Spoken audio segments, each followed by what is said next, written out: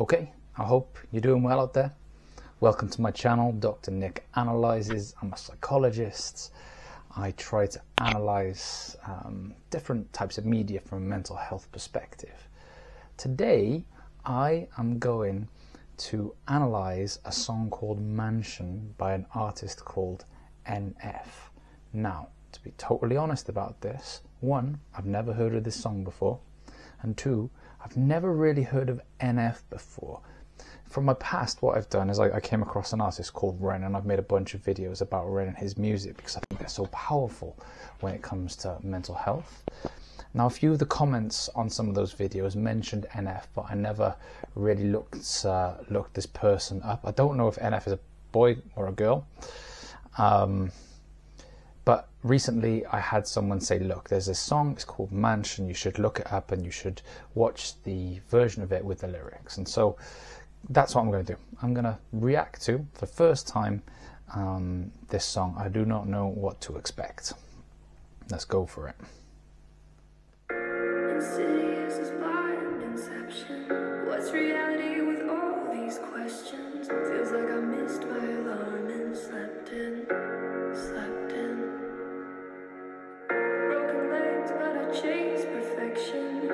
These walls are my blank expression. My mind is a home I'm trapped in, and it's lonely inside this mansion.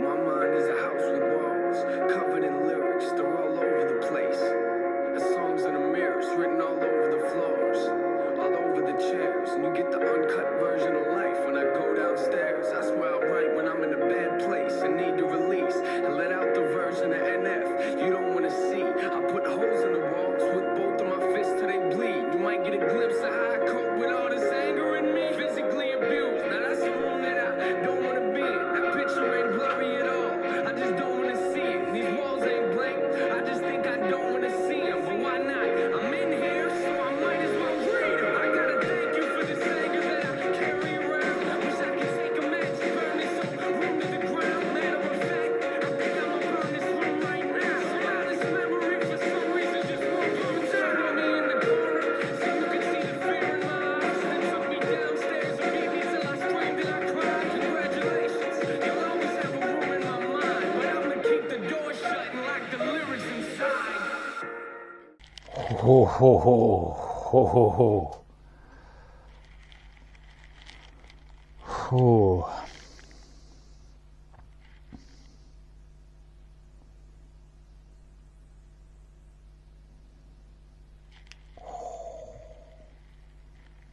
It's hard to know what to say about that.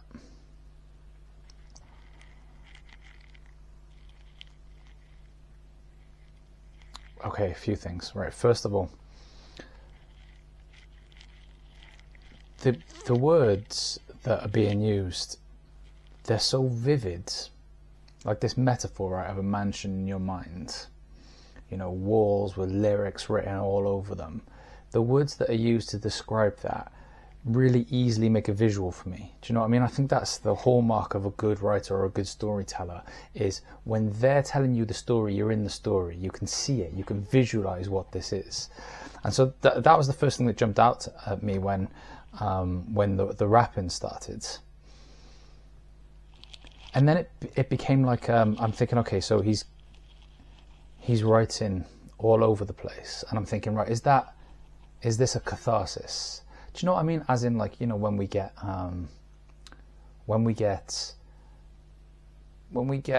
troubles in our minds,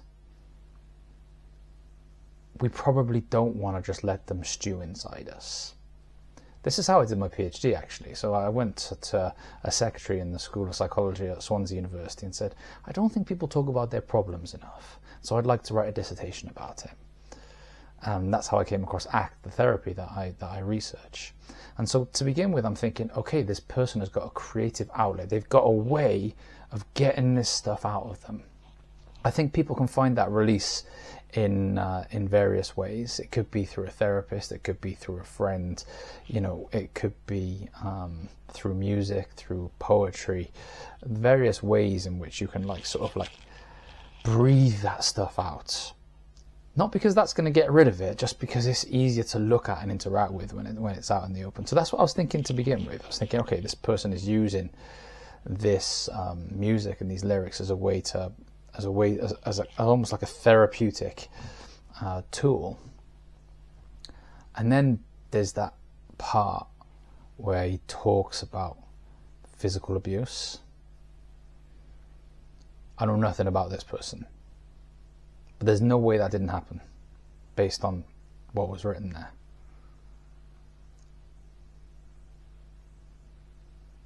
And there's a lot to say about that.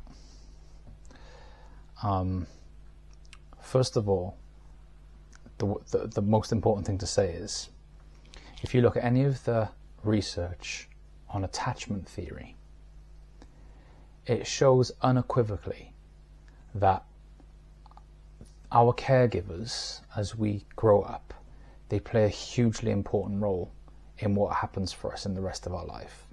If we get let down by caregivers when we're growing up, that follows us. It follows us in the way that we have relationships.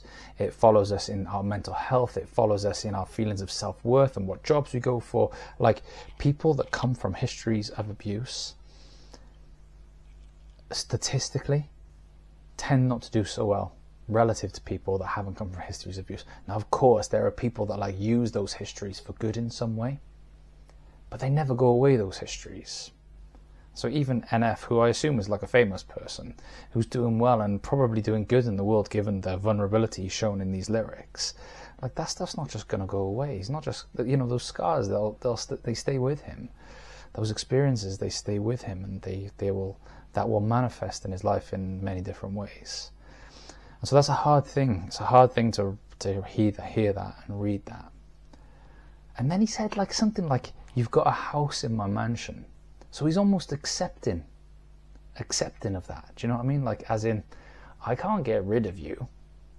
I can't get rid of those experiences. Memory doesn't work like that, you know, especially memories that are so personally meaningful in terms of their severity. You're not just going to be able to disremember that or unremember that. And so he sort of like shows this bit of acceptance, like, you know, you're there. But then he talks about, I'm going to keep, just on the screen right now, I'm going to keep the door shut and lock the lyrics inside. Which is sort of contradictory, isn't it? It's sort of like, I'm willing to have you in my mind, but I'm not willing to look at you. I'm not willing to interact with you. I wonder how that maps on to, like, you know, clinical psychology and our understanding of how our minds work. I wish it was simple enough to lock something away in our brain and not look at it, but I'm not convinced that that's too possible. I did my research, my PhD research on thought suppression. You know, you ask someone to not think about something, and it's really hard. In my experiments, it was, I'd sit someone in front of a computer and I'd say to them, "Hey, don't think about a white bear for the next 5 minutes. If you do think about a white bear, press the space bar." Wow, people would be pressing the space bar loads, and that's just a white bear, so that's not even like a personally meaningful topic that I'm asking them to not think about. Having said that, I do think it's possible to like reorient attention. So it's not as if, because he's got this room in his mansion where these things these experiences are, it's showing he's got like that acceptance that they exist. And maybe he's almost like saying, well, I'm not trying to get rid of you because I know I can't do that, but I am going to redirect my attention over here for now on music or on this relationship or on this, that, and the other. He knows they're not there. It's almost like he picks it up and he can carry it in his pocket or something. Do you know what I'm saying? And so maybe that's like, I guess I'm searching for coherence here. I'm sort of thinking, look, you accept that these experiences have happened, but you also want to shut them and lock them away. You know that's not possible. You know that's not possible. But they also don't have to be all-consuming. You can almost like park it. Like, I know you're there, but I'm just going to reorient my attention. In some ways, that's what mindfulness is all about. It's about having the ability to spot when we are like ruminating about the past or worrying about the future and bringing our attention back to what's going on in the present moment. And so maybe this is a good segue into mindfulness-based approaches in clinical psychology. Right, I've done loads of talking there. I'm going to keep watching this. Insidious.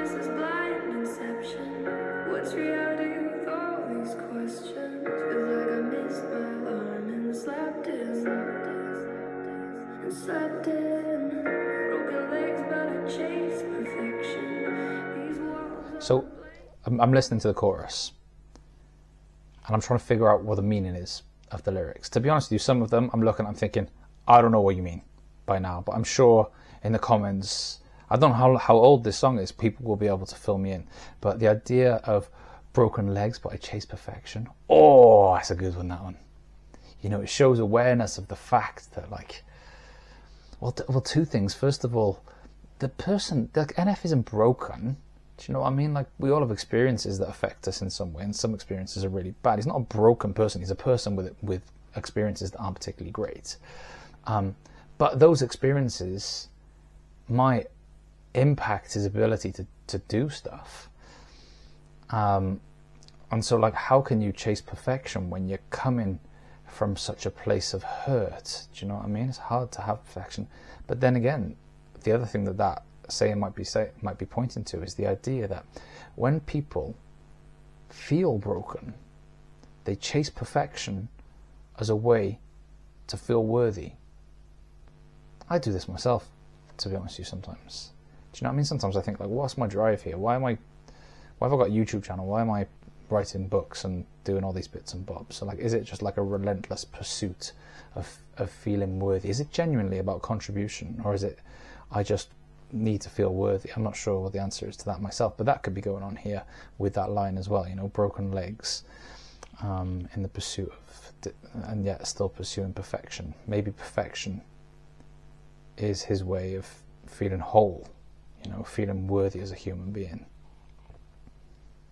These walls are my blank expression. These walls are my blank expression. My mind is a home I'm trapped in, and it's lonely inside this mansion. My mind is a home I'm trapped in. Yeah, we're all trapped, aren't we? In our minds. There's no way to unmind yourself. You can't not have a mind, and you can't not have the thoughts that are in there. You can't control your behavior. You know, you might not be able to control those feelings. You might not be able to control the thoughts that go through your mind, or the feeling of being trapped in a place with those things. But you can nonetheless keep a hold of what's important and move your feet towards those things. And this idea is lonely inside this mansion. It's hard to share this stuff. You know, maybe that's what that means. Inside this mansion. Yo, my mind is a house with walls covered in pain. See, my problem is I don't fix things. I just try to repaint, cover them up like it never happened. Say I wish I could change. Are you confused? Come upstairs and I'll show you what I mean. This one's full of regret. He's leading us around the house, like metaphorically, visually. It's so cool, isn't it? And you can also see what he's saying with the words there, which is like he tries to pretend it didn't happen. He tries to pretend everything's okay. He tries to, you know, sort of keep going without looking at it. It's funny because in my therapy, a lot of the therapy is keep going, keep thinking about who you want to be on this earth, keep moving towards it. And some people think that what I'm saying is what the people that created ACT are saying is that histories don't matter. Of course histories matter.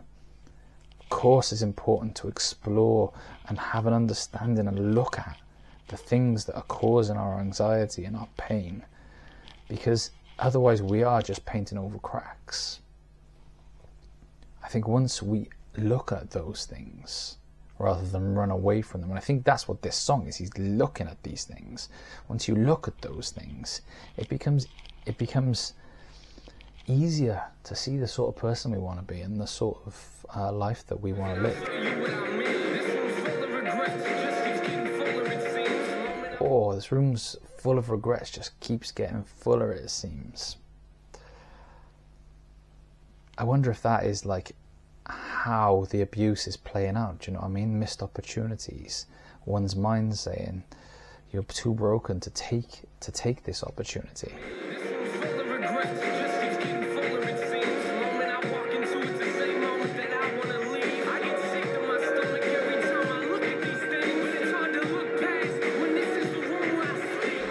Oh dear, there's lots here, isn't there? There's lots here. A couple of things just jumped out to me, which is like, how do I forget this when I'm cued by these things? I sleep in this room. Do you know what I mean? So that's one of the things that I found out in my PhD, which is like, try your best not to think about something. The reason why that's hard is because there's so much stuff in the world around us that cues the very thing we're trying not to think. And then what happens is we think, do you know what? I'm just not going to go out, and then I won't be cued by those things. But then you're living a life where you're living within four walls. So a lot of people take that approach. They don't go to places that are likely to cue pain. And of course they avoid the pain, but they also avoid living a full life at that point. There was one other thing that what was it? The one before this. That I want to leave. No. It was the physiological thing. Hang on, let me just press play.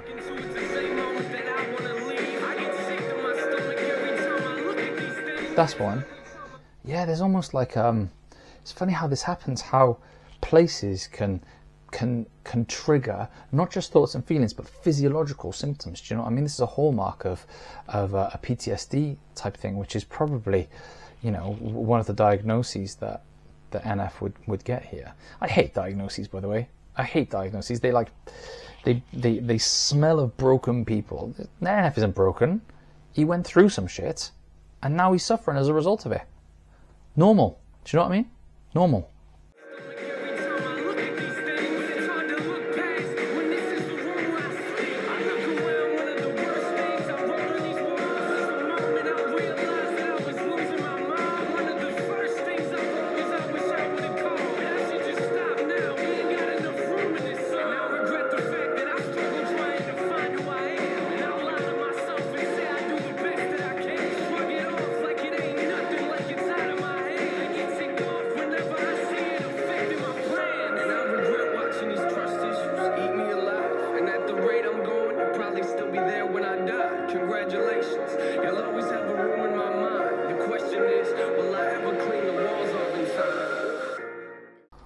Will I ever clean the walls off in time? Oh, it's not possible, NF. It's not possible, you know, all those things. They're there, they're part of us. I think all we've really got is a choice about how we relate to those things and what we make our life about moving forward. It seemed like there was more other things that were going on there, like he talked about his mum, which feels like it's sort of more trauma. I'm not sure what his relationship was like with his mum. I'm not sure who the abuser was, and whether it was his mum or whether it was someone else, his dad possibly. But there's more pain there with his mum, there's more regret there, there's more writing on the walls. And then he's talking about trust issues that must have played out in relationships, and he would have had losses as a result of that, probably all linking back to the physical abuse that started long ago. You know, you can track these things across a lifetime. You know, that this is like how it's playing out.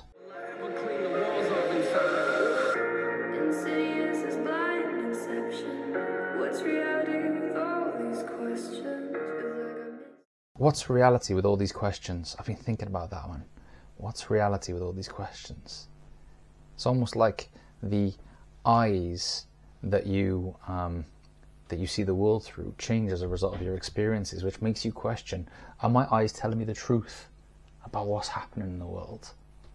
I think that's what that line means. And man, it's a rubbish place to be in. I've been in a similar place myself, you know, where you don't trust your own senses to give you accurate information about what's going on in the world. These questions feel like I missed my alarm and slept in. Broken legs, but I chase perfection. These walls are my blank expression. My mind is a home I'm trapped in, and it's lonely inside this mansion. Inside this mansion. So this part of my house, no one's been in it for years. I built a safe room and I don't let no one in there. Cause if I do, there's a chance that they might disappear and not come back. And I admit, I am emotionally scared to let anyone inside. So I just leave my doors locked. You might get other doors to open up, but this door's not. Cause I don't want you to have the opportunity to hurt me. And I'll be the only person that I can blame. Yeah, man, this is so common a reaction to having the experience of being betrayed by someone that physically abused you. And also losing someone else and feeling the hurt of that, and you just start thinking, do you know what? There's no point in loving people. You love people, you're going to get hurt, and then you live a life without love, and that's the last sort of life you want to live. But you do protect yourself from the pain. There's a saying about having like a coin and how love and pain are two sides of the same coin, And if you want to get rid of pain, it's fine, just throw the coin away, but then you throw away love as well. And then what sort of life is that? A life without love? He's almost like exploring this idea in his own mind. He's fully aware of it. Like, I am locking people out in the pursuit of protecting myself from pain. But what sort of life is that?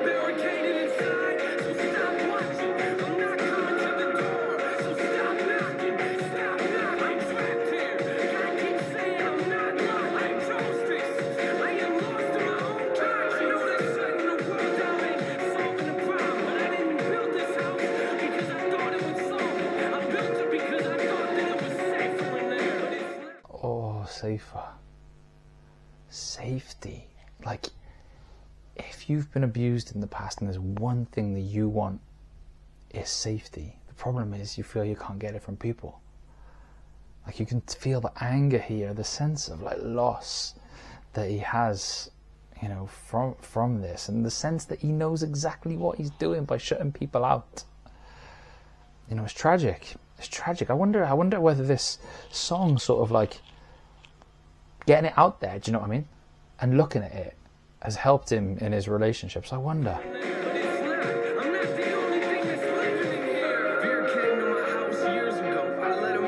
Maybe that's a problem, because I've been dealing with this ever since. I thought that he would leave, but it's obvious he never did. He must have picked a room and got comfortable and settled in. Look at that.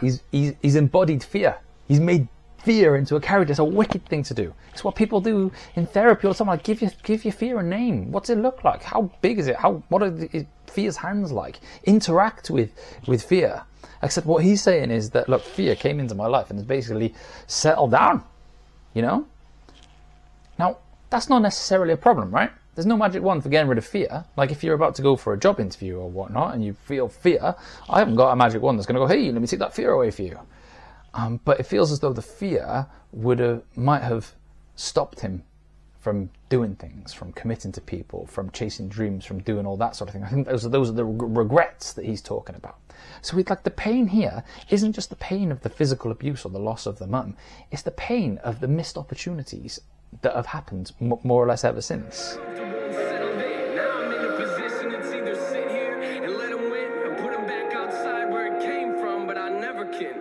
Because in order to do that, I'd have to open the doors. Is that me or the fear talking? I don't know anymore.